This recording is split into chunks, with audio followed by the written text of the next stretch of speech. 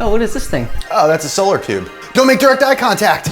Now those are solar tubes, and they are used as an alternative to the popular Skylights. Now the main difference between a solar tube and a skylight is essentially going to be the cost and installation. On the cost side, we're looking at about 50% less than a traditional skylight. It's much easier to install a solar tube because it's literally just a tube from the roof down into your property, where a skylight is going to take a much larger space and potentially would have to impact the structural integrity of your roof. On the solar tube at your roof line, there is an optically engineered acrylic dome that is used to essentially magnify the sun's rays to bring daylight directly into your home. Whereas a skylight is essentially a larger hole in your roof, but there's no magnification. Now, depending on where you are watching from, I'd love to hear from you.